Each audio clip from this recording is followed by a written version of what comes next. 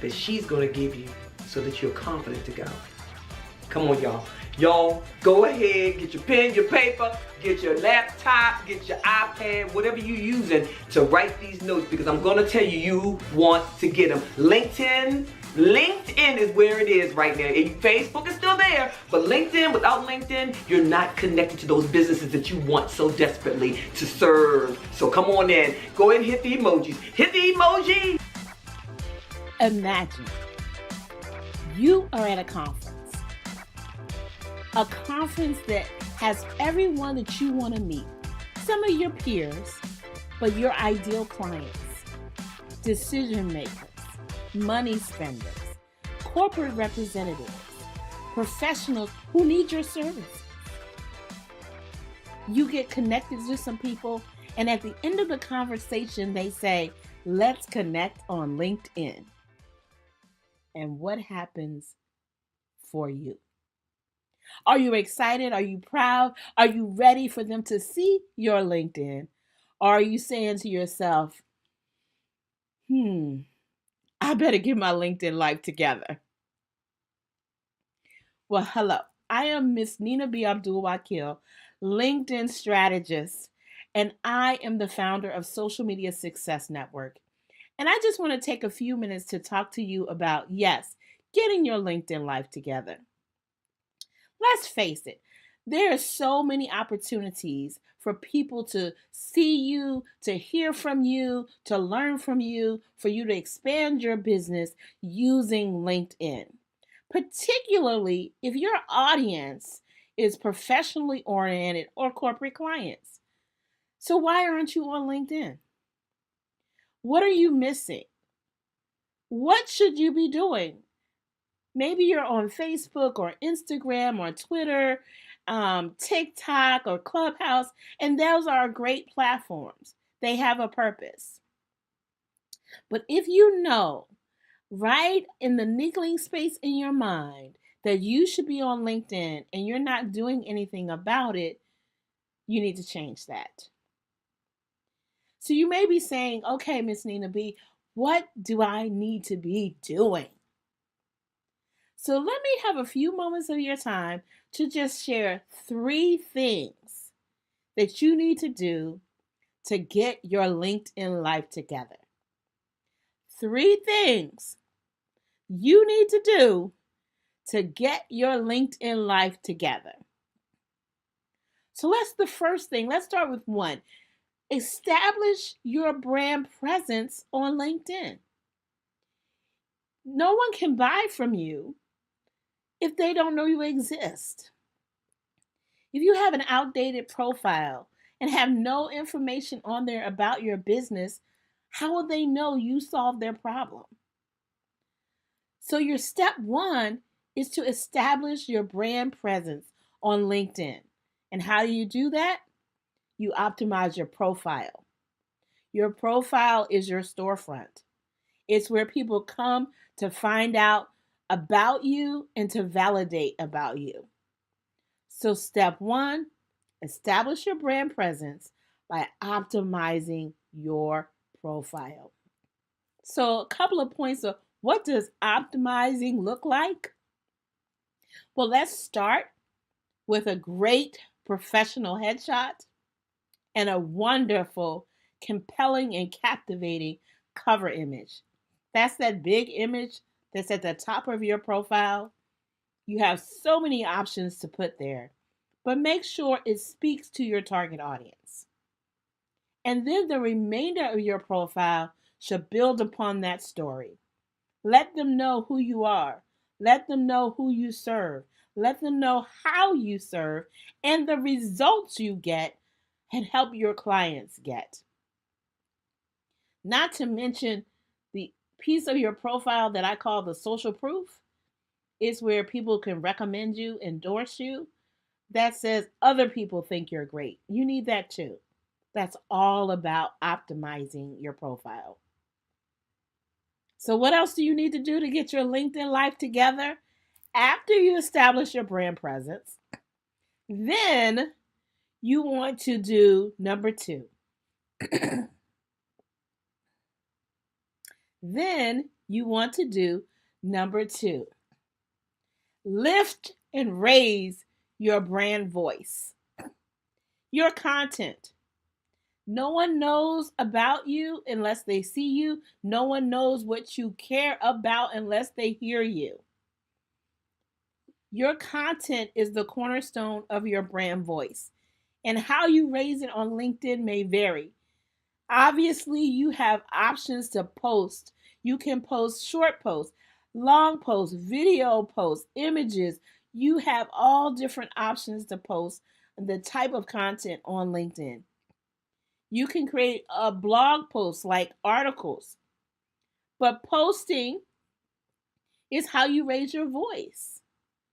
If no one knows how you feel about something, what's important to you for your clients, what kind of results that you get them, then how will they know they should work with you? So your brand voice is the second thing you need to get your LinkedIn life together. So get your brand presence and then get your brand voice. And number three is your brand engagement. Build relationships. LinkedIn is not a hit it and quit it platform. It's about building relationships for the long haul. And how do you do that? You engage with people. You get to know them. You care about what they care about. You find out how they're doing in their business, in their space, in their growth, in their development. How can what they do, how can you serve them and help them in what they do? So to engage, you have to spend time on the platform, and the platform honors that. So when you spend 15 minutes of your day on LinkedIn commenting on your connections posts, posting your content, responding to surveys, making comments in the groups you're connected in, all of that matters. That's how you build relationships. Establishing and doing messaging in LinkedIn Messenger on the platform. The platform sees you active and it honors that. That's about getting your LinkedIn life together. So, the next time you are at a conference and someone says, let's connect on LinkedIn, you don't have to shrink back. You can say, sure, let's connect. Because I've got my LinkedIn life together. I've got 1, my brand presence on LinkedIn established. 2, my brand voice is clear and compelling. And 3, I know how to build relationships. That's my brand engagement. That's what brand loyalty, that builds brand loyalty. It builds branding connections. And you will start to see the return on that investment on LinkedIn. Okay. So, I'm Miss Nina B, and the first thing I'd like to ask you to do is to connect with me on LinkedIn. Miss Nina B. Abdul-Wakil, and I want to help you get your LinkedIn life together.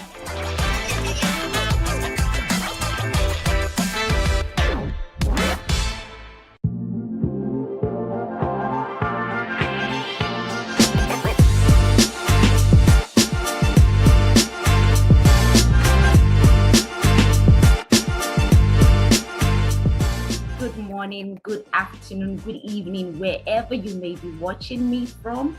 Today, I will be talking about finding your yes and walking, in your power.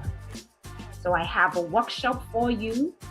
It's all about finding your yes and putting your life in focus. You see, as women, we tend to allow the situations that we go through to write our stories. We tend to allow the people that are around us, we tend to allow the job, the situations we find ourselves to write our stories. We tend to want to love people, be everything for everyone, when we are actually not being anything for ourselves. And that's why I said, and today I'll be talking about finding your yes and putting your life in focus. When I say your yes, I mean YESS. YESS, finding your yes and putting your life in focus. Your yes means your essence. And your essence is the power of your presence. It's the power that touches everyone that comes in contact with you. Your essence is that heat that, burns out, that light from your burning log, that fire from the candle that is on the inside of you. It's all about who you are, what you represent. But along the line, we tend to lose this essence. On our journey as women and as young ladies, we experience things like not being good enough, maybe being cheated upon in relationships, taking care of everyone but yourself, not really doing the things that you want to do because of the culture, because of religion, because of maybe the family that you come from, the stereotypical narratives in the environment, in the world. We also conform to finding ourselves trying to fit in and blending into the background. We find ourselves as women trying to prove ourselves in different spheres of life, especially when we are in male-dominated environments. We also find ourselves trying to be perfect, trying to fix every other person but ourselves. We tend to the needs of every other person to our own detriment. Maybe because that is how we have been wired to be. We have been wired to be nurturers. However, we tend to lose ourselves and we allow the situations to write our story. And then we end up feeling stuck in a rut. We end up not living life with intention. We end up feeling so empty, depressed. We end up feeling sorry for ourselves. And then we are looking for balance. We are trying to juggle the job, the marriage, being a mother, being a sister, being a friend, even being you. You are trying to find balance in your life. You want to live life on your own terms. And in the midst of it all, you realize that you are broke, busted, and disgusted. And then you find out that you need to breathe again. Hence the need for change. You start looking for change. You start trying to find yourself. You start asking yourself questions like, how did I get here in the first place? How did I lose my sense of direction? How did I lose my sense of purpose? Because I am trying to be somebody. I am trying to be something for everybody and nothing for myself. And that is the reason I created the Yes program for women. Just like you, I have been there. My name is Femi Ayodele. I live in Maryland. I am a Nigerian, and I'm a mother of 2 amazing children. I'm introverted, empathetic. I read electronics and computer engineering, and I worked for 11 years in the Nigerian oil and gas sector. I did a 9 to 5. I had this, good job. I'll get to that later. And I am the founder of Your Essence Life Coaching. You might be asking, why am I saying all of this? See, I am the first child of 3 children. I grew up in a house where my parents were always at each other's throat. And as the first child, the only girl, and I was the eldest. I am like 7 years older than my younger brother. So you see, it was like I was the one that really knew what was going on, the genesis of the breakdown of their marriage. And I'm here trying to be the good child, trying to be the peacemaker. I am the emotional support for my mom, and I am trying to be the good girl so I don't upset my father. You see, I grew up trying to be everything to everybody, to the point that I forgot about my own emotional needs. So at some point, I started to parent my parents. And to make matters worse, my father was an authoritarian, and most of my decisions when it comes to schooling, when it comes to the courses that I read, were made by him. I couldn't say no because I didn't want another outburst in the house. If I say no, it will affect my mother. So I just didn't want to be I just wanted to please everybody and be good and avoid chaos. So I was trying to be good for everybody. I got into this relationship and the same thing happened to me. I lost myself in this marriage. I was trying to be the best wife, got pregnant, had children. I lost myself in motherhood, trying to be the best mother. At the same time, still trying to be the best sister to my brothers and trying to be the best child, a good daughter to my parents. At the same time, juggling, trying to be the good employee at work.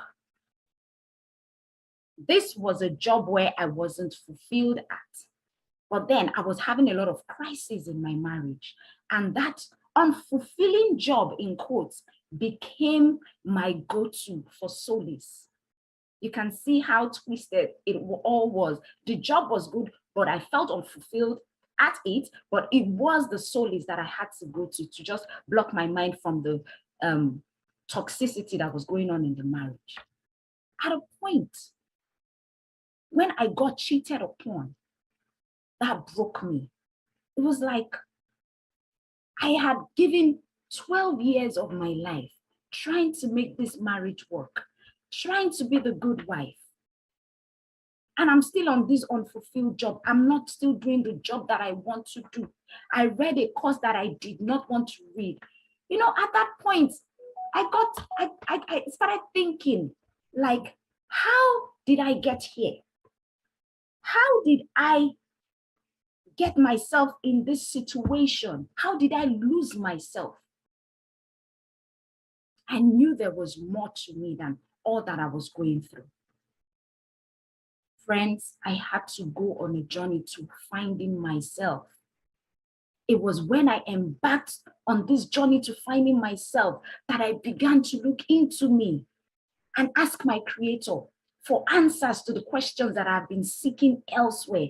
You see, I was seeking answers to my questions. I was looking for myself in other people. I was looking for myself in a job. I refused to look on the inside of me.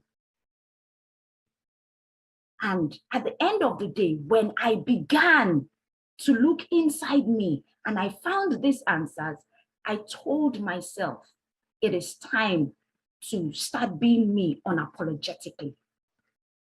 So I made these decisions and I began to cut those things that weren't serving me anymore. I quit the job because I was frustrated at it. I was unhappy at it. Although the job had so many benefits, you know, came with all the goodies, but I just quit the job. And I summoned the courage with all the cheating going on. I said, you know what, anything that is not serving me, I have to cut ties with it. And I decided to, you know, have a divorce, started my own business. And I started on this journey towards finding myself. And when I was able to do this, I said, you know what? I need to awaken other women, even as I continue on my journey of, you know, self-discovery. I mean, that is my why. My why is to awaken other women, even as I journey in life, to empower myself and to make sure my children live life on their own terms and not on the dictates of other people, not on the dictates of a spouse, not on the dictates of their job, not on the dictates of culture, society, or whatever.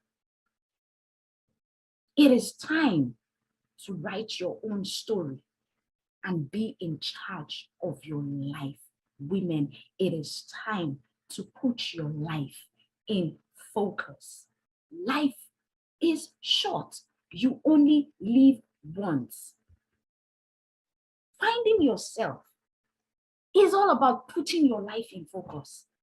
And putting your life in focus is all about Personal transformation. It's all about change. And it starts with your emotions. And like we all know, emotions are your energy in motion. And that brings me to understanding that, you see, the first law of the conservation of energy says that you cannot create or destroy energy. Rather, it can be transferred from one form to the other. So you can actually transform your pain into something else, into your passion. You can transform the self-pity into power. You can transform the hate that you have for yourself into loving yourself. You can transform that confusion to determination. It all lies in you. It all lies in your ability to do the inner work. To transform yourself is all about internal change. And before you can do that, you need to do the inner work. The inner work has to do with you. You have to do the work. No one else has to do the work. You have to do the work by taking responsibility for allowing people treat you the way they treated you. People treat you the way they treat you because you allowed it. So you need to be ready to take responsibility and stand and lead yourself. Personal transformation comes with self-leadership. Without it, you cannot transform that energy from one form to another. And finding yourself, which is personal transformation, starts with you accepting yourself. It's a huge cycle. You set goals, you reconnect with yourself, you start being authentic, you renew your mind, you stretch and grab opportunities. And along the line, you tell yourself that you are your own cheerleader. You cheer yourself on and be the miracle that you want to see. So it starts from you first asking yourself, what do I really love about myself? Remember, I said that transformation starts with self-leadership. And powerful people ask powerful questions. Powerful leaders ask powerful questions because those powerful questions will steer your focus in the direction of having positive transformation. So you first need to ask yourself, what do I love about myself? What are my weaknesses? What are my strengths? What makes me unique? I was in a what do they call it now? A team building session. And the facilitator asked us, he said, what do you love about yourself? At that point, I was like, you know, he said we should write 15 things that we loved about ourselves.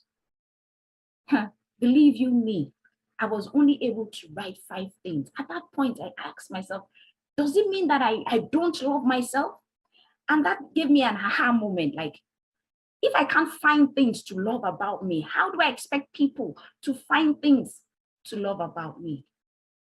And then it took me on this exercise and I began to write the things. I started finding things to love about myself. I began to write them and I made them my affirmations every single day. So you need to do that for yourself because you'll be shocked. What do you love about yourself? You might just say, oh, you'll be shocked that you don't really even know what you love about yourself. And when you ask yourself, what are my weaknesses? What are my strengths? Your strengths are those things that just come naturally to you. Your weaknesses are those things that, you know, you suck at. So what I would say is when you find your weaknesses, make sure that, I'm not saying you should focus on your weaknesses, but work on them in such a way that they don't cancel out your strength. I have put some exercises in the workbook. You can download the workbook and just take some time out and ask yourself these questions and put down what your strengths are. Put down what your weaknesses are. This is like a personal SWOT analysis. What makes you unique? What are your quirks? What are those things that will make people really love you and those things that will make people really hate you? What are your quirks? What are your core values? What are those things that you stand up for? These are questions that we ask ourselves on this journey. Like I would always say, acceptance is the start of the journey. You need to be able to know yourself, accept yourself, accept your beauty, accept your quirks, accept the weaknesses, the good and the bad sides of you. And then, having done that, you begin to set goals. Okay, this is who I am. What do I really want to achieve in life? You set smart, achievable goals. Make sure your goals are smart. Make sure they are specific. They are measurable. They are attainable. They are time bound. They are relevant to who you want to become. For example, if you want to become maybe the best at your job, at what time? What really do you want to be good at? Or you want to start a business. What kind of business do you want to start? When do you want to start the business? How do you intend to know that your business is growing? At what point do you want to have achieved this goal? This business you're saying you want to do, does it really tie with your passion and your purpose? How relevant is it to you? How are you going to measure your success? So these are the things that you need to ask yourself on your journey towards finding yourself, on your journey towards walking in your essence and embracing your power. Always have that goal in hand, and then you have a plan. You have a plan when you want to achieve what you need to achieve. Because it's one thing to have a goal. If you do not write it down, if you do not make sure that it is properly planned out, it is just a wish. It is just a wish. And I mean, you can go on with your life without achieving it. So if you're really serious about achieving your goal, you need to make sure you have a plan that is achievable. And then having done that, you grab every opportunity and live your life with excellence. Another thing that you can, another way, or what I would say I did when I was trying to find myself was I had to reconnect to my inner child. And this process of reconnecting with my inner child had everything to do with me going back to the 5-year-old me, the 7-year-old me, to ask myself, what happened to me at that time? Now, the reason I'm going there is because I have been able to realize what's happening to me now. Like, I have been able to realize that I lost myself. I'm trying to find myself again. So I went back to the 7-year-old me to say, what happened there? And I'm able to tell the 7-year-old me, look, it's okay. That is what we all need to do. We need to reconnect with our inner child. What are those things that you used to love to do that situations have made you not to do anymore? You need to ask yourself, what happened? So what we are trying to do in this scenario of reconnecting to your inner child is we are trying to collect the dots. So you collect the dots by asking yourself, okay, right now I see that I am I'm very emotional, if that's what you're feeling right now, or you are very aggressive. And then you are asking yourself, what do I do? How can I transform myself from being aggressive to being a calmer person? You then look back and say, what happened at my childhood? You go back there and collect the dots. When you collect the dots, then you are able to say, oh, okay, this happened in my childhood, and that is why I am behaving like this at the age of 30-something. Now, what you are doing is you are connecting the dots. Then the next step is for you to correct the dots. So I would always say the way, before you can move forward, you need to, go backwards and get some information that can help you learn lessons that can help you change some things about yourself and push you forward. So I had to do that. I had to reparent myself. I had to go back to my inner child and tell my inner child that it is okay. So that's what you need to do. You need to go back and tell your inner child it's okay to feel the way you are feeling. It's now time to come out of that feeling, because it's time for you to heal. It's time for you to find yourself again. So you begin to ask yourself, what are those things that you used to do as a child that you no longer do? And ask yourself, having done that, ask yourself questions like, what do I want to be remembered for? What legacy do I want to leave on this earth? And what would I do if I'm not afraid of what the world thinks about me? What would I do if I'm not afraid of criticism? If I'm not afraid of success? If I'm not afraid of rejection and abandonment? What would I do? The first thing you need to do is to take off the mask.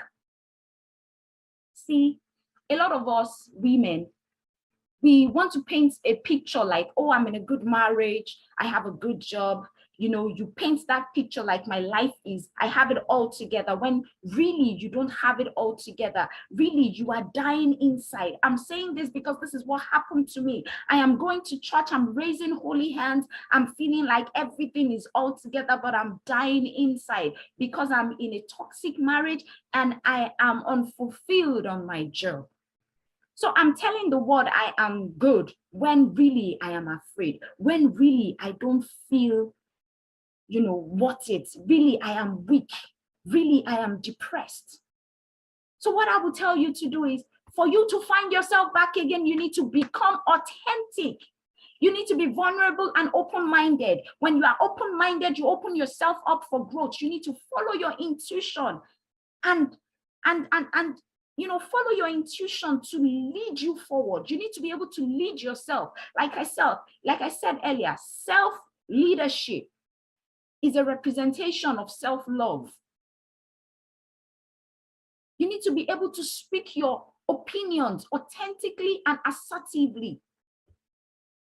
When you are your authentic self, what you do is that you give yourself permission to become who you have been called to be. And at that time, your beauty truly shines.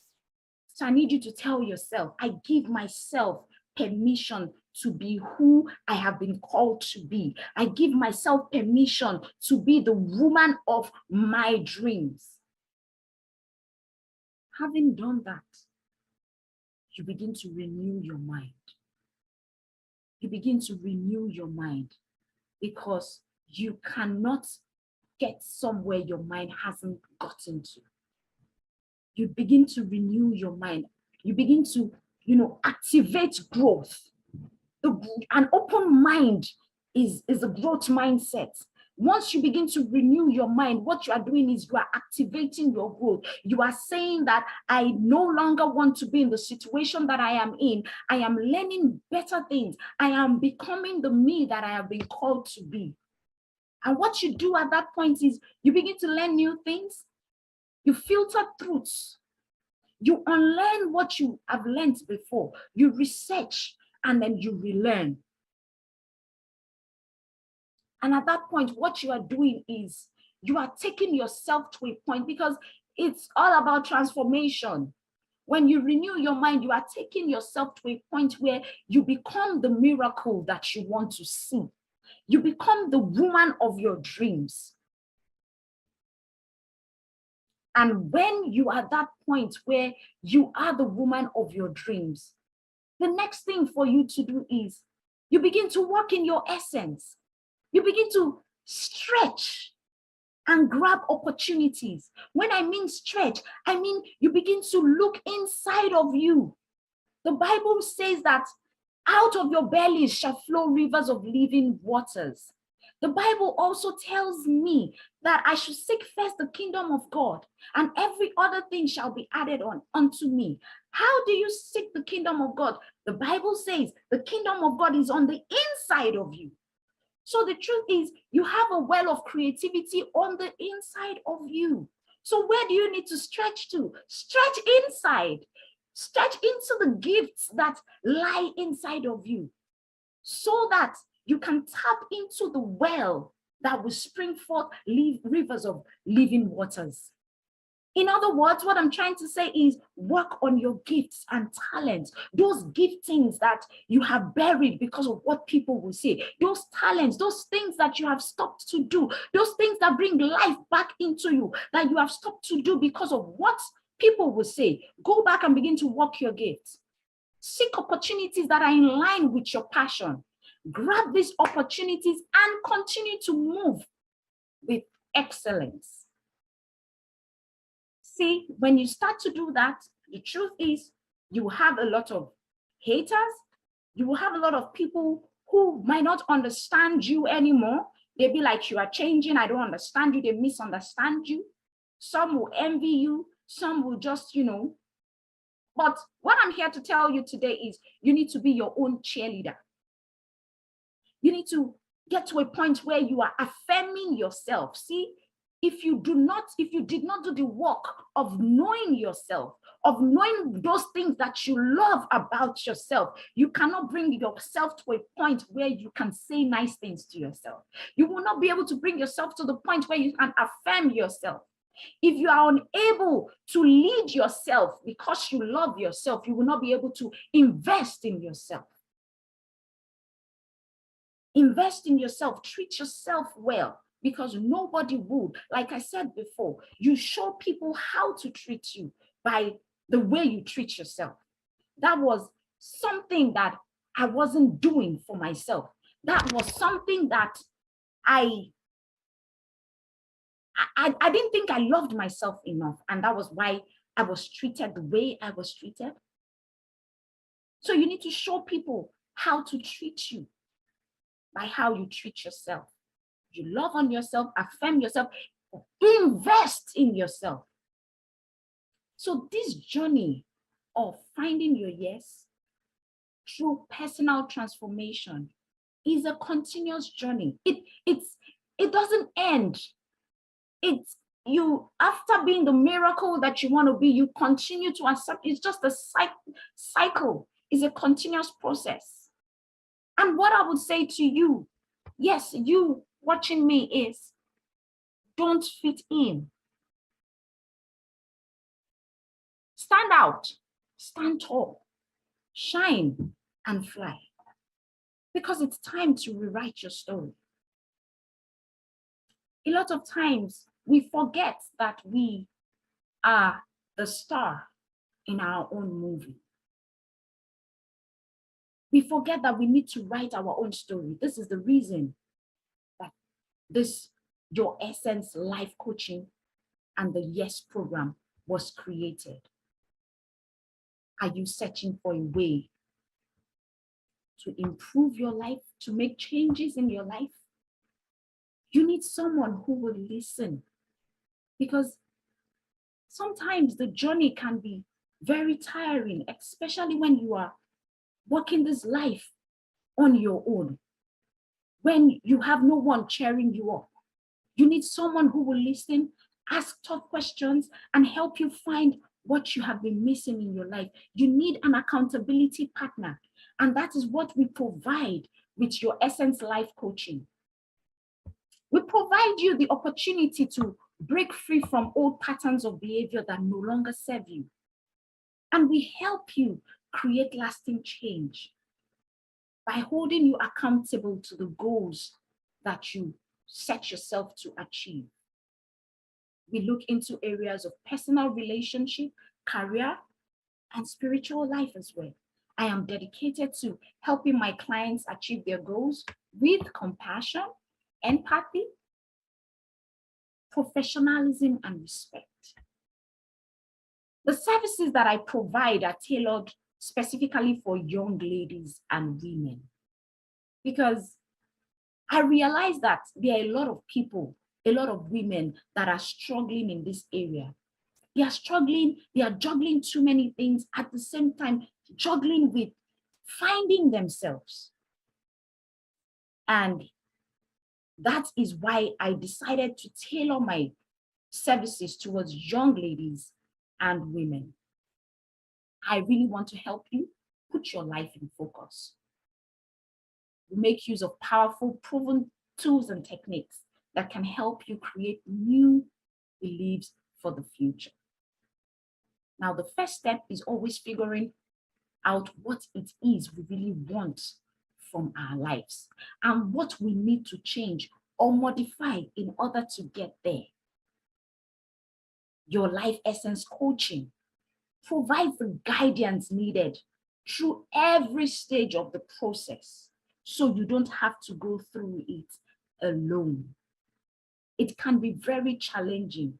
You might be going through a divorce. You might be going through, trying to transit from your career to your business. You might be going through depression at the point of childbirth. You might be trying to just find your space in this world. Your Essence Life Coaching provides the guidance that you need through every step of the way.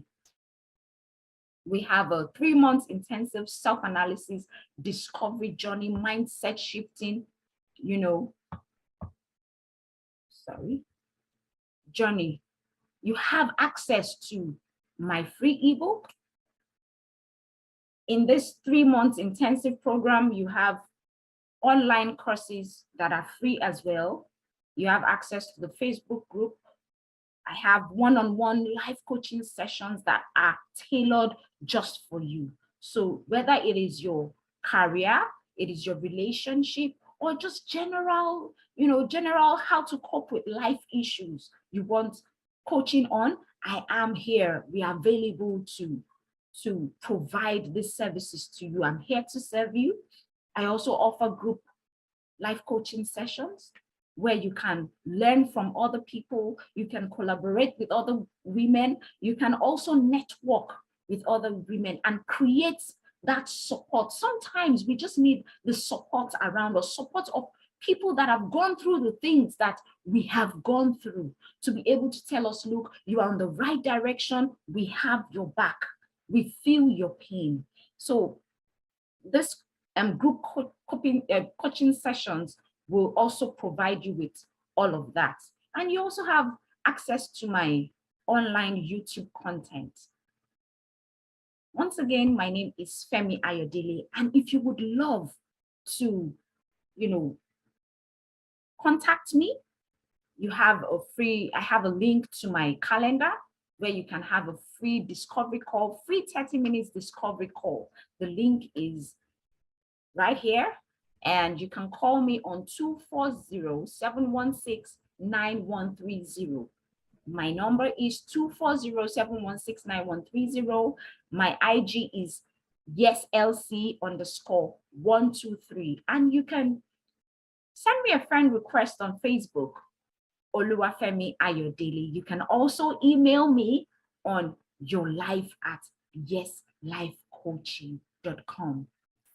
See, I am here to be your sister in transformation, because I believe that you cannot do life alone, especially when you are in a tough situation. You need support. You need someone to hold your hand along the way and tell you that it's okay. You need someone to hold your hands along the way and hold you accountable to those things that you said you will do. You need someone to hold your hand along the way and tell you that you are meant for this journey. You need someone to hold your hand along the way and tell you that you will be fine. You will be fine even if it looks as if everything is going south for you. I just need you to reach out and we'll take it up from there. Once again, my name is Femi Ayodele, and I hope to hear from you very soon. Please do not forget that you need to put your life in focus. I love you all, guys. Please do remember to download the workbook, and I have quite a lot of exercises for you over there. Feel free to take those exercises to heart, do them, and you'll be happy that you did. Thank you once again. Bye, guys.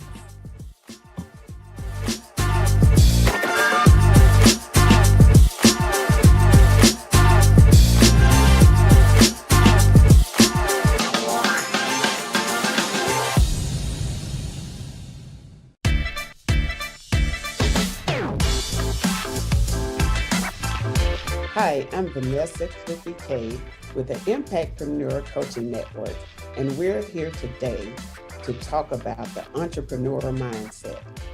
Anyone can come up with a new idea, but building a successful business around it is the entrepreneur challenge. The entrepreneur mindset is unique. It must be creative. It must be communicative and highly motivated to succeed, but open to risk and failure. The success or failure of the business comes down to characteristics of the entrepreneur. It takes a unique characteristic to blend one big idea into a fully functional, thriving business. As an entrepreneur, you must think different about your approach and work toward separating your mindset from the rest. Entrepreneurship is the birth, the choice, and the destiny. Birth is the dream. Choice is deciding to focus on that dream. Destiny is the future results from a predetermined course of events. Martin Luther King said, "Faith is taking the first step even when you can't see the whole staircase." As an entrepreneur, we work tirelessly, working toward our goals, always thinking about the next move toward success. Everyone has their own version of success. It's personal. However, once you identify your version, then you start to set realistic goals. You must understand your impact as a leader and take actions to be impactful. Fear of success can hold you back. You define the moment, or the moment defines you. Focus on your goals. Be specific. Growth is uncomfortable. It's easy to set goals, but harder to make the sacrifice. Don't think outside the box. Think like there is no box. Challenges are inevitable, but quitting should never be an option. Grow into the best version of yourself. Dream with your eyes open. Remind yourself why you decided to make a difference. I have 5 characteristics to cultivate your success. Number 1, a positive mindset and outlook is a must for any successful entrepreneur. The mindset is the head of the company. It sets goals for the tone and the rest and influences the culture. Negative thoughts undermine the forward motion of the progress of the company, not to mention the ability to lead and motivate the staff. Cultivating a positive attitude is not about sticking your head in the sand and ignoring the things that could go wrong, but it's about learning how to mentally reframe your response. Number 2, you must have a creative mindset. Creativity is needed for any entrepreneur's success. The mind of an entrepreneur is always looking for ideas and innovations. The basic life cycle of the entrepreneur product stems from the conception of the idea, followed by turning the idea into a viable product or service. Number 3, persuasive communication ability. The best entrepreneurs are persuasive individuals. The power of persuasion can help you negotiate, close sales, and get a better price on your inventory. Persuasive people tend to be inspiring leaders, while some are more naturally persuasive than others. Persuasive communication skills can lead you to learn the practice that is needed. Learning to communicate is advantageous no matter what your industry is.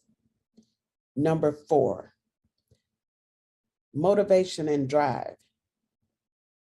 Motivation is one of the top characteristics of any entrepreneur. You must be self-motivated as opposed to looking for others to push you and helping you, hold you accountable to get things done. Having a lot at stake fuels the motivational key and using goals to motivate the high quality. High quality goals are clear, achievable, and manageable. High quality goals provide a sense of motivation, which accomplish any objective. Number 5, the ability to learn from failures. Man, when starting a business, you hope that your business will be successful. Success is wonderful, but failure is where growth and change happens. The key to learning from failure is actually learn and embrace your mistakes so that you can make better decisions that won't break you. Failure is inevitable, but your reaction to your failure is what makes you. Do your best to remove emotion from your mistakes to make you the best entrepreneur. Starting and running a business is exciting, rewarding, and positive. You get things done. You learn how to embrace your entrepreneurial mindset and cultivate key characteristics linked to your success. This will help you build a thriving business. I'm Vanessa Cookie Cade with the Impactpreneur Coaching Network.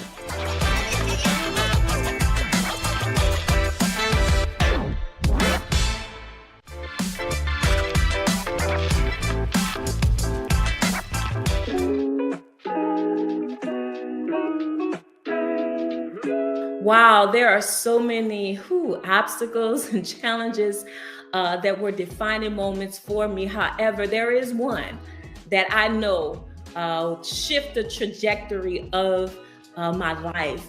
And that was when I was unjustly fired from a job that I sacrificed so much for. It was devastating and painful on so many levels. Number one, I was a single parent raising a 2-year-old daughter. This was my only source of income. And then also I left corporate America to pursue this opportunity because I believed in the vision and the mission of this organization.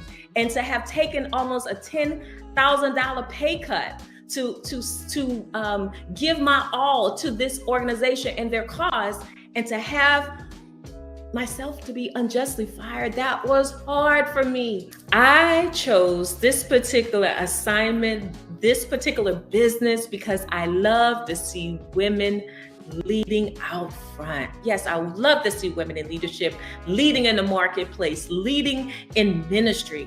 And this is why I established You Are You and Associates and You Are Unique Academy, because I want to teach, I want to train, I want to coach ambitious women who may work a 9-to-5 and they feel unfulfilled, undervalued.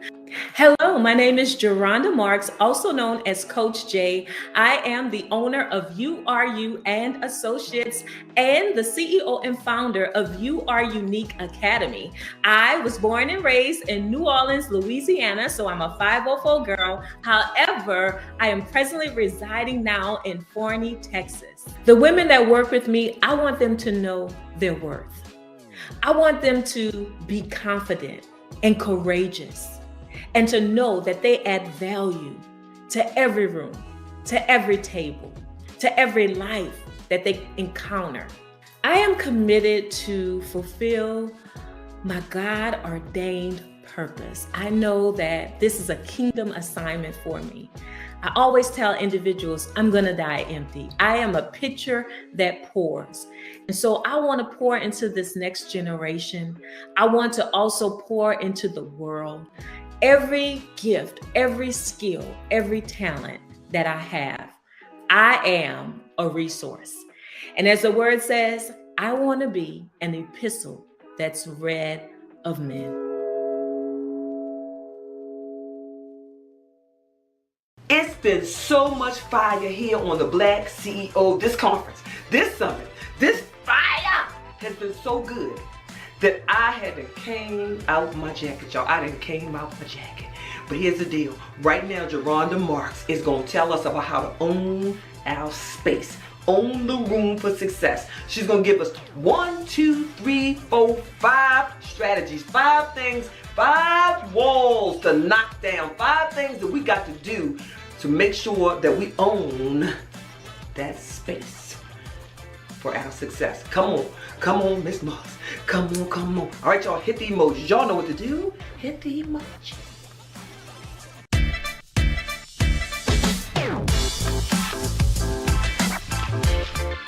Hello, my name is Geronda Marks, and I am hailing from Forney, Texas, but I'm a 504 girl. And I am sharing with you a message today that I really believe is going to impact your life and really set you up for success. And the title is The Upside Downs of Being a Successful CEO. Did you get that? The upside downs of a successful CEO. Let me ask you a question. Do you have a dream? You're probably like, I have so many dreams, Coach Jay, Geronda. What a question I asked. Well, let me ask you another question. Is this dream big, beautiful, and humanly impossible, which means you need God's help to make it happen? Yeah, we all, many of you that are viewing me right now and listening to me right now, I know you have a dream. But one of those dreams that you may have is being the CEO of your own life, being your own boss. That's an amazing, exciting dream. And trust me, that's a possible dream. Why don't you declare that with me? It is possible. Yeah, it is possible for me to be the CEO of my own life.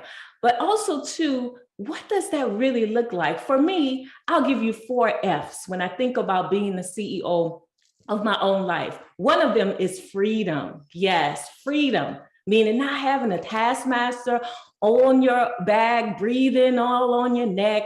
You could be as creative as you desire to be. Yeah, you won't have any limitations or restrictions, meaning you're liberated to do what you want to do. That's freedom. Yes. And flexibility. Flexibility is also something that we all desire, meaning being able to set your own schedule, to be able to spend quality time with your children, your loved ones, without any fear of losing your job if you have to take care of a loved one, things like that. So freedom and flexibility. Also, what about financial security? We all want to experience financial security. What does that look like? Having enough money to take a vacation wherever you want to go, whenever you want to do it, saving up for your retirement or an investment. Yeah, but then the other F, I love this one, fulfillment. Come on, think about that. I want to be doing the work that I'm doing now in this season. I want it to be fulfilling. I want it to be my calling, my assignment. And so when we think about being our own CEO, that's what we think about: freedom, flexibility, financial security, and fulfillment. That's a great future. And guess what? You can have that as well. But also, I want you to understand that on this entrepreneurial journey, as you are endeavoring to be your own boss, this journey can be both a blessing and a burden. Oh yeah, it's some ups and some downs. And so I want the truth to be told. I want you to understand that it's not always crystal stairs or a bed of roses. No, we got to shed the truth about this journey of entrepreneurship, building a business. Because you know what? When we look at social media could fool us. Let me tell you, everything you see that glitters is not gold. Social media is showing us the highlight reels of people's lives, business owners, the cars, the houses, the likes, and all of those wonderful things. I call that the pop in the bottles and you can have whatever you like lifestyle. And you know what? All of that is possible, but make sure that you don't get it twisted, that there are going to be some ups and downs. You have to have the right perspective of what it means to be a successful CEO. So all Coach Jay want you to do, I want you to just look at this journey as a journey that's going to add value to you. Yeah, you're going to have the ups, the downs, you're going to have the trials and the tribulations, but do know that that's what makes a great CEO. Let me ask you the question, what does success mean to you? Not what the world says success is, but what does it mean to you? I like to say that success is me finding and following the will of God for my life. We can't let the world dictate to us what success looks like. And so the question becomes, what does success looks like for you? What is it that you've been assigned to do? You have to have the right perspective and understand that nothing happens overnight. We all have to undergo a process. So all I want to do is I want you to be alert and I want you to be vigilant. Because on this journey, like I said, you'll have some ups and downs, but I don't want you to break down in the middle of the journey. So I am going to share with you 5 areas. Say that with me, 5. 5 areas that you need to safeguard when you're traveling down this entrepreneurial journey. You know how it is that you don't see it now, but say for instance, at the bank, there's a vault and you have a guard that is standing outside the vault. That guard, that police officer, they're on duty, to protect the precious jewels on the other side of the door. And this is what I need you to do. These 5 areas, I need you to put a guard at the door. I need you to have some safeguards put up. So you ask, what are those areas? Well, number 1, your personal life. On this journey, please know your personal life, it will suffer if you do not pay close attention to it. Come on, what do I mean? Your relationships. Because on this journey, your relationships can have, go through some strenuous seasons, some challenges, some ups and downs if you're married, if you have children. So you have to get the right perspective about your personal life. And you need to safeguard your personal life. You have to, let me tell you how you could do that. You must clarify the vision. With whoever is walking alongside of you on this journey, be clear about the vision that you have for your family. Communicate your commitments. Because guess what? You're not going to just be working 8 hours a day. No, you're going to be working 24 hours a day. Sometimes you're going to just have to just burn the midnight oil. And the people you're connected to, your spouse, your children, need to understand so that they will not suffer. So you have to clarify the vision in your personal life, communicate your commitments, and then consistently check in. Okay, I'm talking about that one area, your personal life. I don't want to see your personal life suffer. I've coached so many men and women who are on this journey and their spouses are not on board. Their children, it's like their pain. It's like they're thorn in their flesh. And I thank God for my husband. If it wasn't for my husband, I don't think I could be able to be as successful as I am because he's my support. He's my cheerleader. And you need that. So that's number 1, your personal life. How about your rest? Oh, you're going to have those sleepless nights, but you got to be intentional in getting the proper rest. Yes. You have to make sure that you're taking the necessary breaks. You're going on the vacations, taking the vacations, long vacations. You're making time for self-care. Take care of you. This is the only body you have. So you have to take care of yourself. Get the proper rest. Man, you know what? Rest is not just sleep. Let me say that again. Rest is not just sleep. I'm talking about some mental rest, emotional rest. So you have to make sure that you get rest. Why? Because you can't be creative if you are not properly rested. Okay. So you need the rest. Number 3, your heart and your mind, hand and glove. There'll be highs and there'll be lows. And there's some things that the enemy are going to send to attack you, make you feel low, failure, disappointment, setbacks. Guard your heart and your mind. On this journey, there are going to be some successes. There's going to be some failures, but you have to guard your heart and mind. for your mentality, for your mindset and your sanity, your mindset and your sanity. All right, you got it? So number 4, we're on the 4th one, your experiences. There will be some unforeseen challenges that you will have to go through. And so I want you to not think it's strange concerning these trials that you go through. Your experiences are necessary for the journey. Your experiences is how you're able to reflect and able to bounce back from those setbacks, okay? So area number 4 is your experiences, okay? You have to be able to guard that. And then your reputation. Everyone will not like you. Everyone will not support you. Everyone will not be happy about you going on this journey. So understand that they're going to talk about you. And this is what I tell individuals. I say to those that I coach, what other people say about you, man, that's their business, not your business. You focus on your business, okay? Just don't give them ammunition to shoot you or to kill you with, okay? Make sure you're doing the right thing, all right? So I've shared with you 5 areas to safeguard on this journey, because it's going to be challenging, but you can handle it. Your personal life, your rest, your heart and mind. I say those go hand in glove. The experiences, and then your reputation. Man, trust me, every CEO, we start out optimistic and excited about the journey, but then things happen along the way. But when those things happen along the way, I dare you to be consistent. Stay consistent. Keep your why in your heart. Be proactive in your defense against attacks. I've given you them, right? I've shared with you the 5 areas that you must safeguard, okay? So this message is your defense. It's your preparation and it's your prescription when times get tough and times get hard.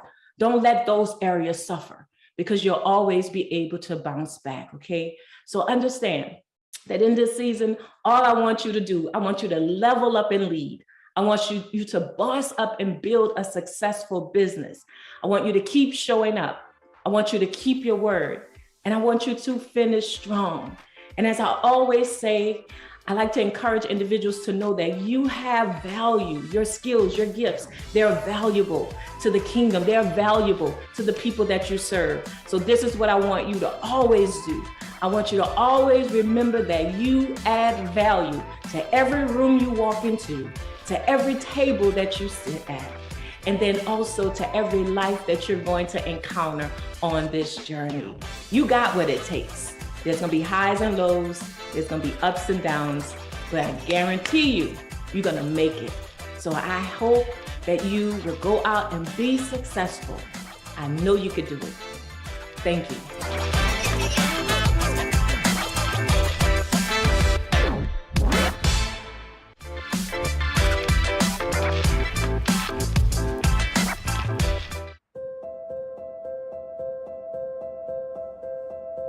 I've often thought that being successful was balancing everything and always giving everything and everyone an equal amount of time. What I've come to realize is that it's not in the balancing, but in successfully blending. And by blending, I mean taking all parts of your life, whether it's your business, whether it's school, whether it's your family, whether it's your hobbies, whether it's self-care, blending all of that successfully from day to day, month to month, year to year, and just blending those facets so that you are a complete and whole person, able to give your whole and complete self. And when you're in those different facets, truly honoring being present at those times. I think that's the biggest challenge that I'm glad that I've overcome. I chose my business because it fills an industry need.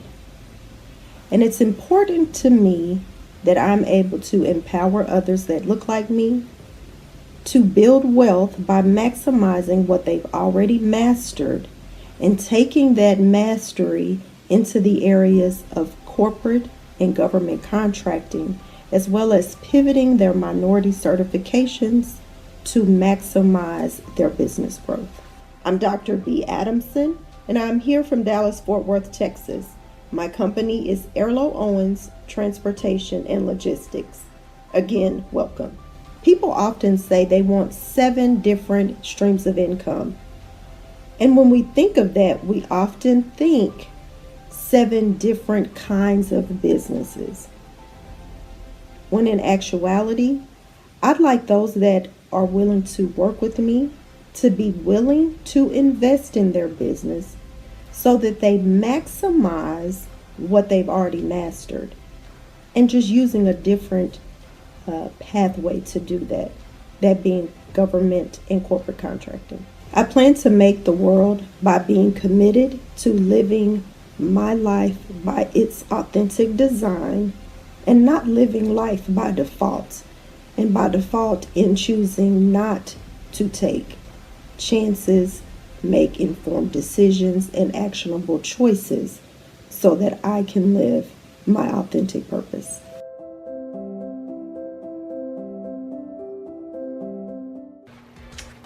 Hey friend, it is your transformation architect, and I just want to check in. I just want to do a quick check-in. I hope that you're using your pen and your paper, your iPad, your computer, your laptop, your mind. I hope you're getting what you came to get. Don't leave any money, mindfulness, or magnitude or magnificence on the table.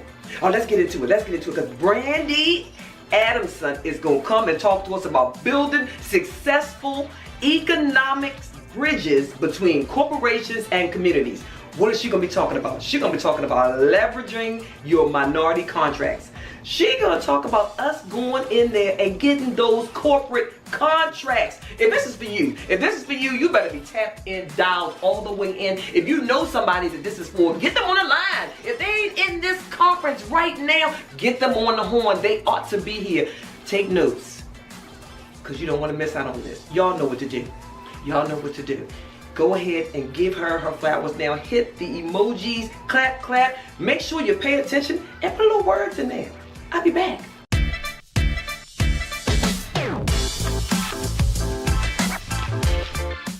Hello, and thank you for joining.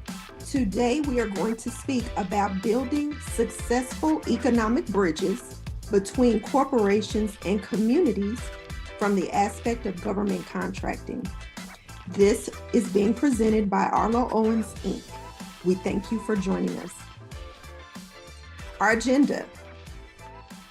We'll tell you a little bit about Arlo Owens. We'll talk about what is contracting, the importance of pivoting into contracting.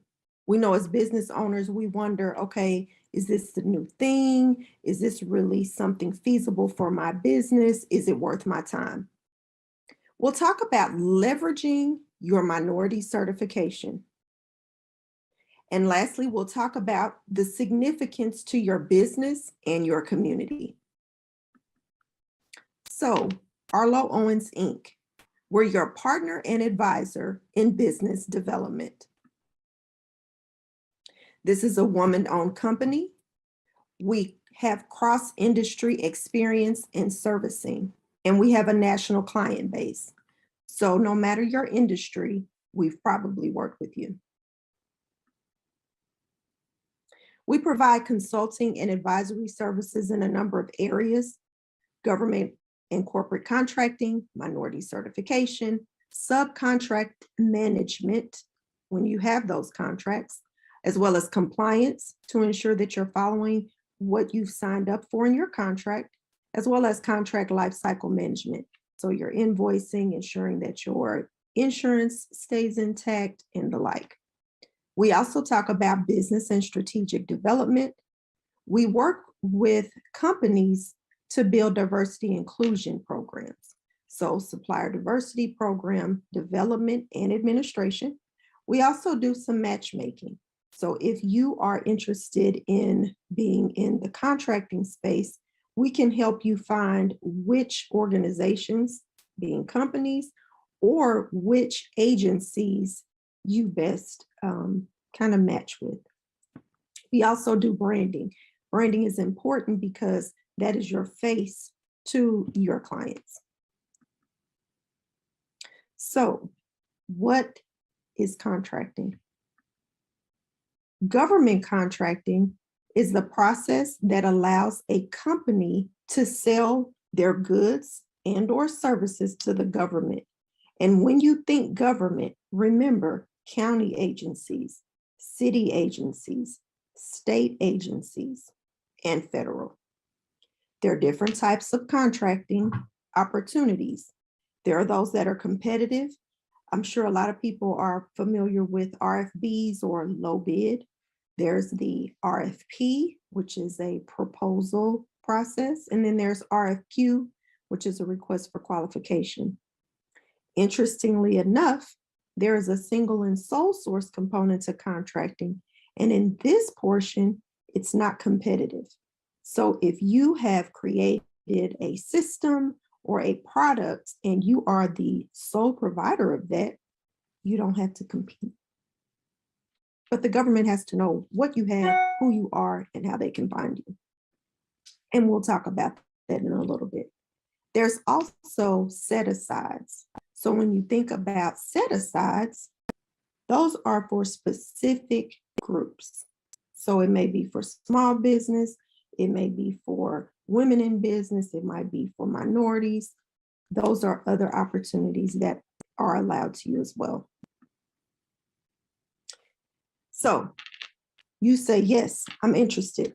What are my immediate needs as far as government contracting?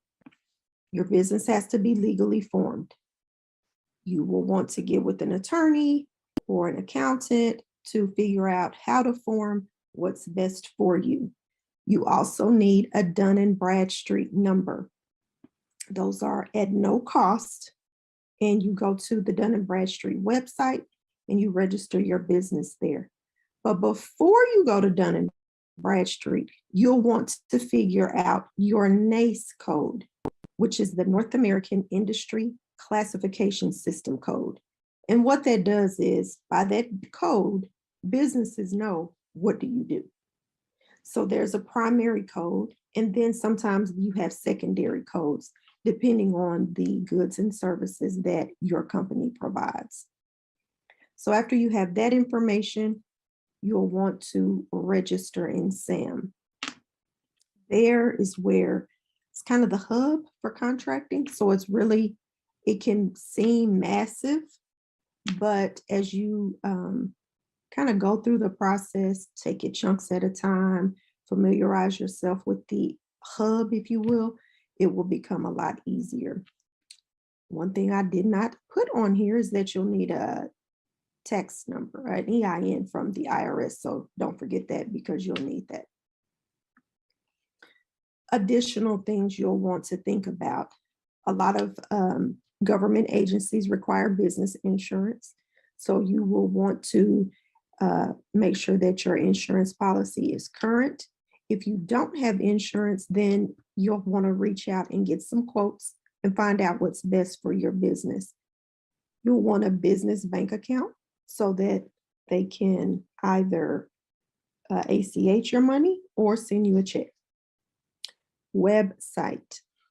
A lot of people say, oh, you don't have to have a website. Oh, just put up a one-pager. But think about it. The government spends a massive amount of money with other companies so that they can operate efficiently. If you want a piece of that pie, don't you want to put your best foot forward? Don't you want them to be able to enter your URL and see exactly what you do? Website. You'll want an email address, which is tied to that domain name. So don't have www.companyname.com, but then have a @Outlook email, a Gmail, a Yahoo, a Hotmail. It's about that branding. They want everything to look a certain way, because you have to remember, you're moving into a new space. And not only are the government agencies or the corporations looking, but also those primes that if you are new to the space, you may want to begin to partner with. Capability statement. It's your business resume. What do you do? What certifications do you have? What projects have you worked on? What are your NACE codes? They want to know. It does not have to look exactly like a professional resume. You want your logo. You want to put your capabilities. You want to lay it out. But again, that's part of branding. You want to be sure you use power words. Don't make it cluttered. So it's a process.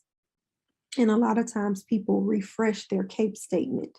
That's a moving document, because if you've done 4 projects and then in 2022, or you do 4 more projects, you're going to want to move those around. And you don't have to list every project. You'll want to list those that are most relevant and eye-catching to potential primes.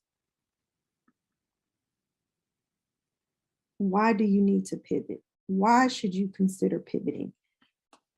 We've had a lot going on in the last couple of years. COVID, I mean, we've all heard what COVID is. We've all been affected in some type of way, whether it was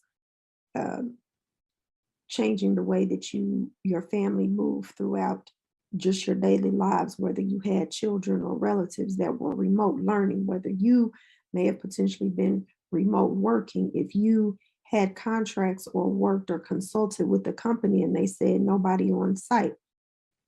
Everybody, and of course, mask, hand sanitizer, wipes, we've all seen it. Well, with that, there's been a pivot. You've seen people saying, oh, I sell this or I sell that. And you're like, you sell that? They pivoted. They saw the opportunity. They saw the need that companies and the government had, and they pivoted to benefit. You maximize your expertise. If you're an accountant, you have an opportunity to work with the government on systems implementations, audits, lots of things, janitorial service. You may be in this area and you may want to expand. This gives you opportunity to do that. Choice. You have an opportunity to choose what projects interest you, what government agencies you want to work with. Some companies say they only want to work within their city. Or they may say, I'm willing to work in my state, move around in my state. Some people say, oh, I want to work with the DOT, Department of Transportation. Well, that could be anywhere. Some people can say, oh, I want to work with just my county. And that's fine. But that's the power that contracting gives you. You have a flexibility of time. You may say, oh, these 3 months, I'm going to work hard. I've got my project list, but I'm going to take off a couple of months. I need to take these couple of months off for the holidays, or I have things with my family, commitments, things I want to take care of. I have a family reunion that I'm planning. You have more flexibility of time and control of your schedule. And of course, increased cash flow. Nobody is in business to just have a hobby. You want your bottom line to grow. And that's what contracting allows. It allows you to get indoors and have opportunities that you may not meet yourself just being business to business, finding clients on your own. You have the ability to grow and expand your business. Right now, you may be an entrepreneur, you may be a solopreneur or a consultant, and maybe right now you may have a 1099, someone you 1099 to do some work for you. But have you thought about what it would mean to be an employer? Employer affects change not only in your business and your life, but in the lives of others. And of course, you need money to do that. You need money to pay them, to pay benefits. This allows you that opportunity. Facts about contracting. You have the opportunity to work as a prime, which means you sign the contract with the government, or as a subcontractor. where you work with another team, but you're responsible to that prime. The SBA works with federal agencies to award 23% of prime dollars to small businesses. And I will say this, the definition of small is not that small. So you can be a small business for a long time. It depends, those thresholds depend on your NAICS code. This process allows a company to sell their goods and services to the government. So you have an opportunity to get your business indoors that you may not have in the past. So there's lots of opportunities. And again, I want to stress again, 23% of prime dollars is the goal to small businesses. That's a lot, 23, but we've got to be in the room for them to give them to us. And if we're not in the room, they got to give them to somebody else because they've got to operate the business, right? So let's think about getting in that room if you're not there already. And if you are in the room, let's think about how you're going to grow your presence in that room. Let's talk about leveraging your minority certification. So first, what is it? What is a minority certification? It's a certification by a third-party organization that certifies that your business is in fact 51% owned by an economically and socially disadvantaged individual. Yes, you can look at me and see I'm brown. There's no doubt about it. However, and I can say, oh yeah, I own this company.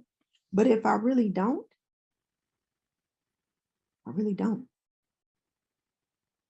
It has to be by a third-party organization that the federal government utilizes. There are lots of organizations that do that. We'll talk about those in a little bit. And you might think, why do I need to get certified? You can look at me and tell I'm brown. Why do I need to do that? You can still work with me. I'm still available. You're absolutely right. However, on a lot of contracts, they have a goal that says of this money, this much has to be spent with a minority owned company, and you have to be certified. It can't just be, oh, I'm going to use your company because you're here and I know that you're owned by a Black woman or a Black man or a woman. No, you have to be certified because they have to have that documentation. Where do you get certified? A lot of places available. These are several of the larger organizations, and in your area, there may be a smaller organization that partners with these organizations. So WeBank is for women, the National Minority Supplier Development Council, then DOT. DOT is federal, but they have several areas. Each state kind of has their own DOT as well. So you would want to go to your state. So if you're in Maryland, you want to go to the Maryland DOT. If you're in California, you want to go to the California DOT. If you're in Illinois, you want to go to the Illinois DOT. So throughout this conversation, I've kind of trickled little tidbits. I've talked about changing from just being a consultant to being an employer. I've talked about how you can expand your business. You think about it, expanding your business affects your community, affects your city, it affects your neighborhood. You're able to help other businesses.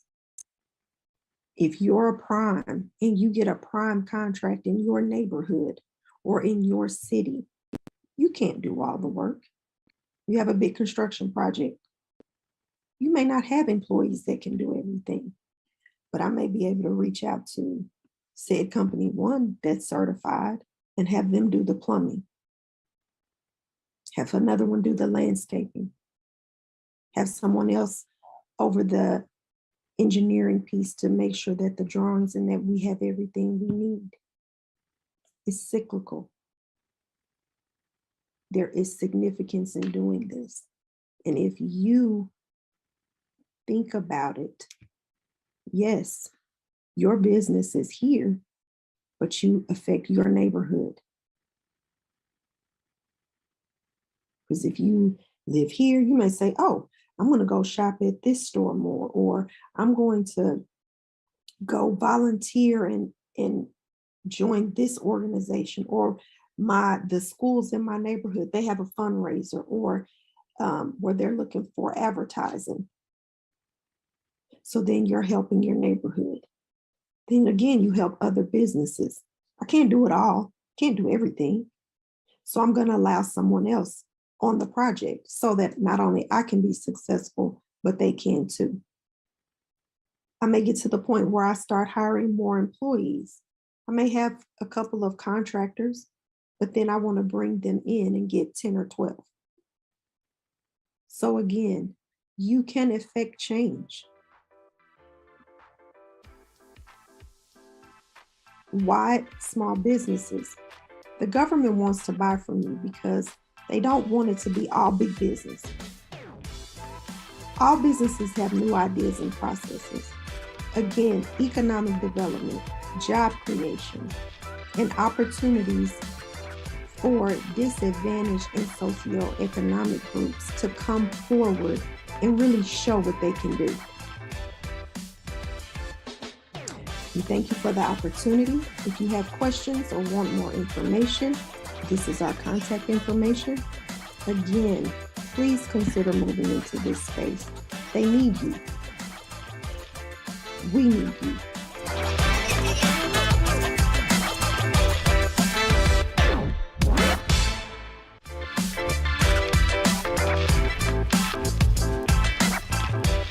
All right, our next speaker, Alicia Brooks, is going to be talking about finding your branding voice. She's going to be talking about showing up in your personal brand. I'm talking about showing up, getting big with it. Are you all ready to hear from her? You know, I love anybody that's talking about showing up, unmuting and saying it, believing it, and doing it. So let's hear what she got to say. I, for one, cannot wait to hear from Alicia. Let's go. You know what to do. Hit those emojis. Come on, y'all. Let's do it. Hello, my name is Alicia Brooks, and I am the CEO of Brand Equally You, where women come to me to redefine, redesign, and reset their life, find their voice, their power, and their purpose to showcase their brilliance to the world through my brand blueprints and my personal mastery programs.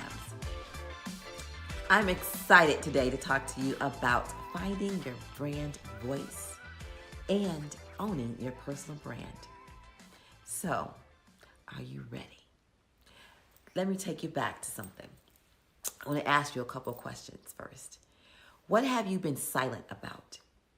What are you passionate about and not showing up in confidence in? How would your voice transform lives for a greater impact and influence?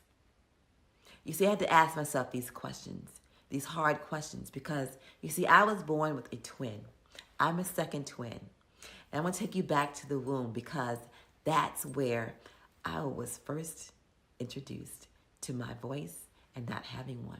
You see, my twin sister covered me up.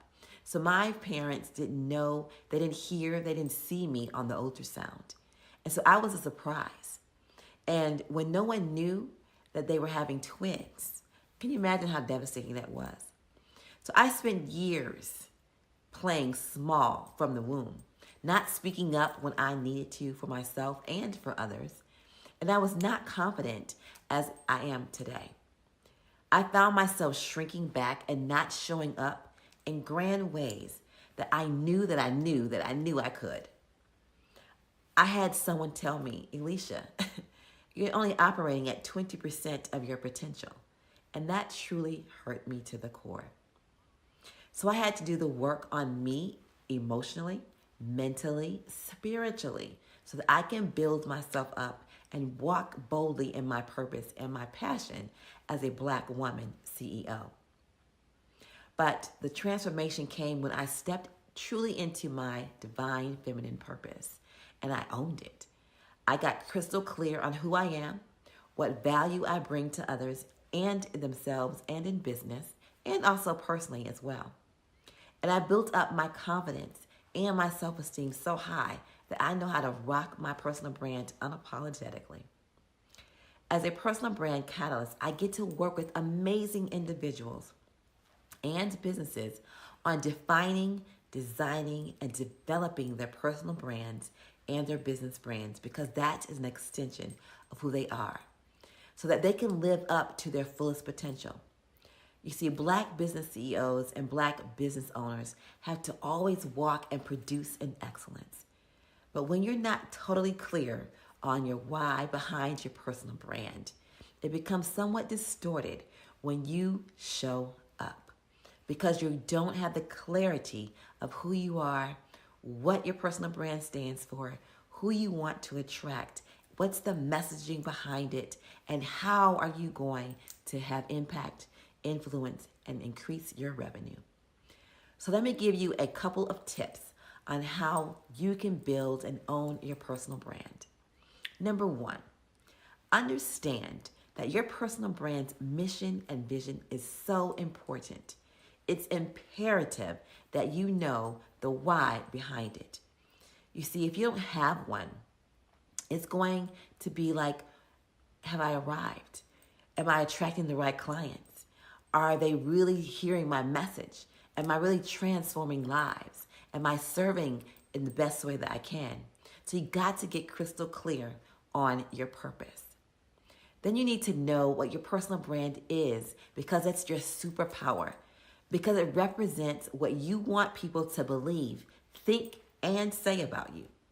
You must change what you believe about yourself so that you can change what the world believes about you. Number three, you need to develop your own swag, your confidence, your self-esteem, because you can only go as far as your confidence will allow you to. If you aren't building your confidence up, you won't show up in ways that can hurt your business and your influence and your revenue. So you got to have processes that run your business, and building your personal brand is what grows your business personality. That's what's going to attract individuals and businesses to you or your movement. Your business has a personality and a culture that is directed totally by you.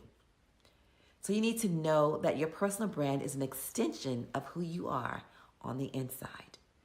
So whatever and however you see yourself shows up on the outside based on what's on the inside. So you get to rock it the way you want to. You get to own your personal brand, your style, your lifestyle, your network, and how you do and say you do business.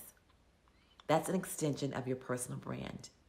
You see, when you know your personal brand and what it stands for, it will assist you in finding your purpose, your voice, your power, and knowing that everything you need comes from the inside, so that you can display that, your brand-unique brilliance, on the outside and share that with the world.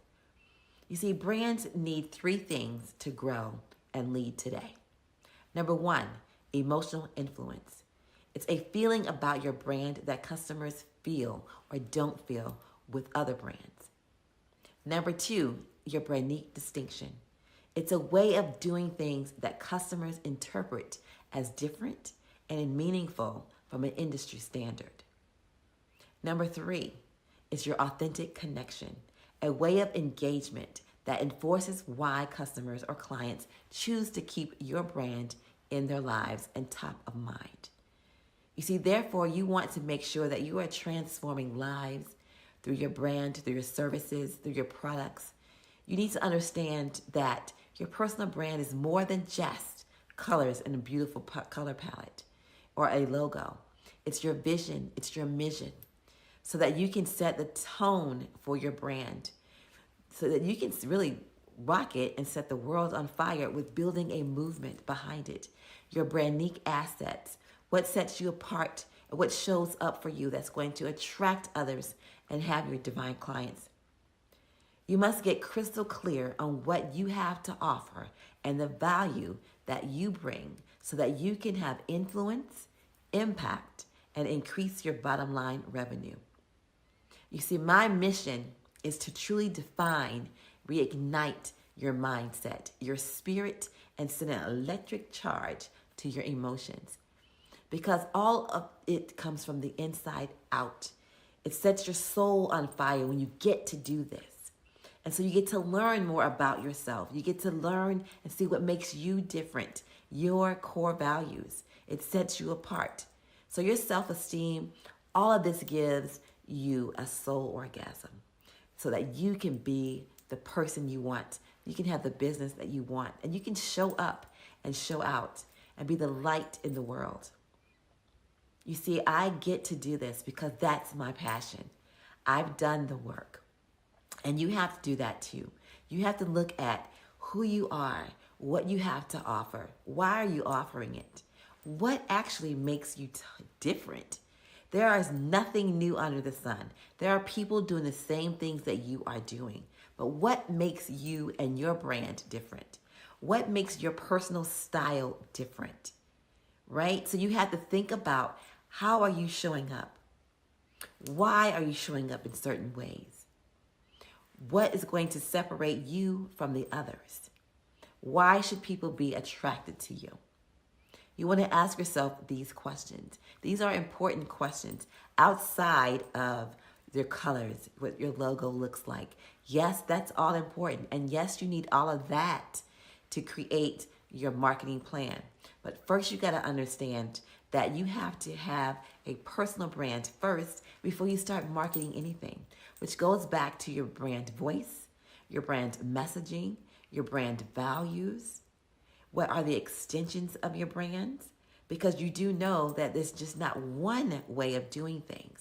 There's just other streams of creating your brand and creating that movement to attract others to it, right? So you got to look at your personal brand as an extension of who you are. And that's going to be totally ingrained with your business brand. Your business brand is an extension of you. And because you are the CEO, you are the Black CEO, you have to own it. You have to walk in that. But you got to really look at, what does that really mean for you? What do you really want to put out into the world that says, this is who I am. This is my brand. This is my business. This is how I'm going to transform, influence, and impact the world.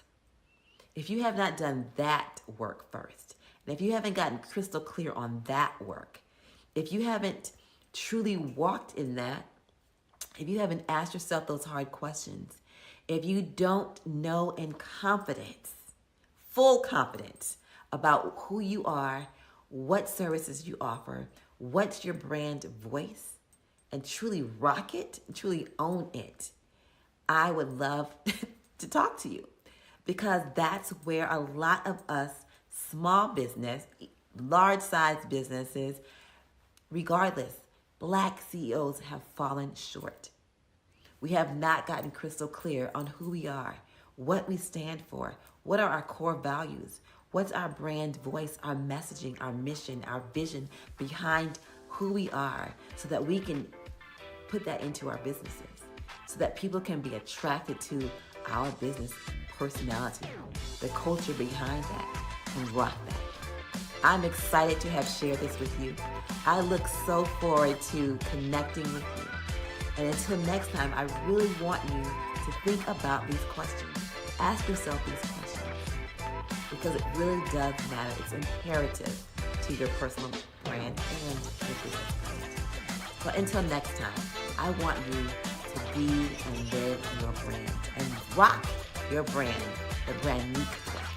Until next time, have a great and awesome day, because you totally deserve it.